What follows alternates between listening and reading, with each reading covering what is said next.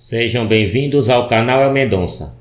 Neste vídeo de estudos, analisamos a Trindade Santa na Teologia da Reforma, baseado no artigo de Michael Reeves, no livro Teologia da Reforma, organizado por Matthew Barrett, lançado no Brasil pela Thomas Nelson Brasil. Os teólogos da Reforma estavam concatenados com as decisões dos concílios pós-apostólicos sobre o trinitarianismo. A doutrina agostiniana de Deus ensina que o Espírito Santo é o amor do Pai sobre os seus eleitos.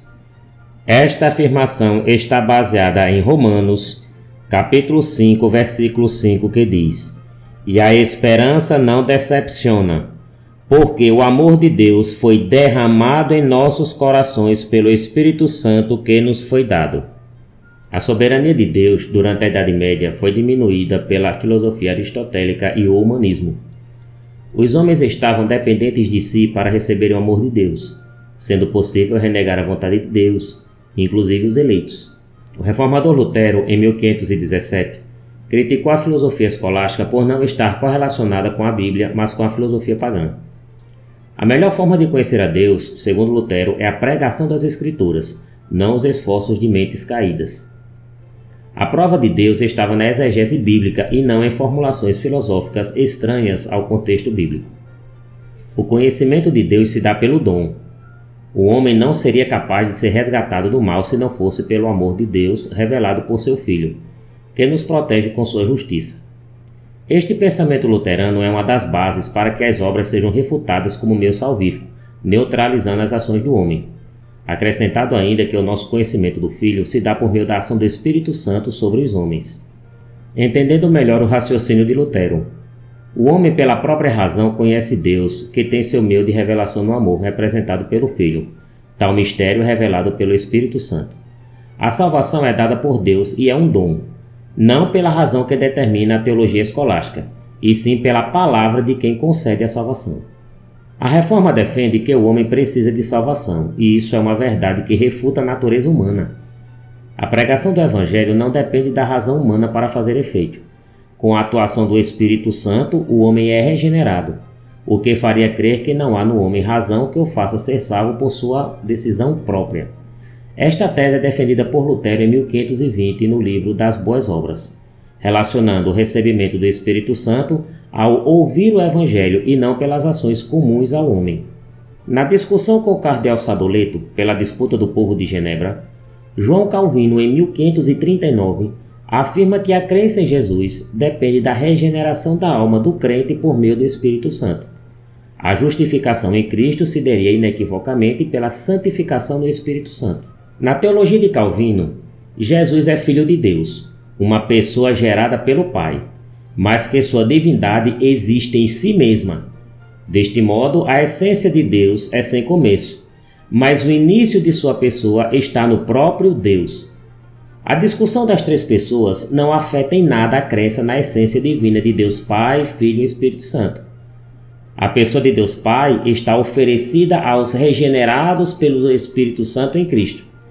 O homem por si não conhece Deus, nem como Criador, nem como Pai. A fé do regenerado está em reconhecer Deus como Pai. A pessoa do Filho tem como finalidade dar-nos a herança do reino e retirar-nos da herança da condenação. A nossa compreensão de filhos nos foi oferecida pela redenção no Filho. A missão de Jesus é compartilhar a filiação. No entanto, pelo Espírito Santo temos a Cristo. Esta é a Ordo Salutis. Temos a salvação se tivermos Deus como Pai. O sacramento do batismo é a adoção de filhos de Deus Pai mediante o Filho Jesus Cristo, por ele santificado, mas senão antes regenerados pelo Espírito Santo. A ação regeneradora do Espírito Santo está afirmada em Tito, capítulo 3, versículo 5.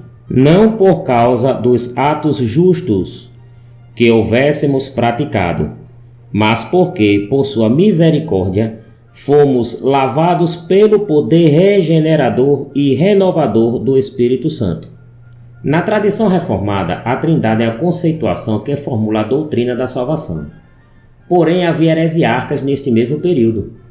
O famoso Miguel de Serveto, espanhol descendente de cristãos novos, Defendia que o Espírito Santo era apenas um poder impessoal de Deus e somente o Pai é Deus, sendo Jesus Cristo o Filho pela origem sobrenatural, mas não sendo Deus.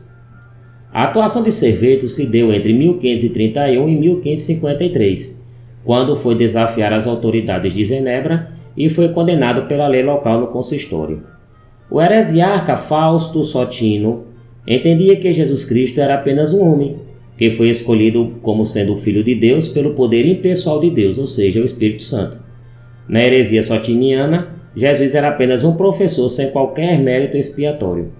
Os heresiarcas do tempo da Reforma eram supostos racionalistas, mas não eram fiéis aos ensinamentos bíblicos.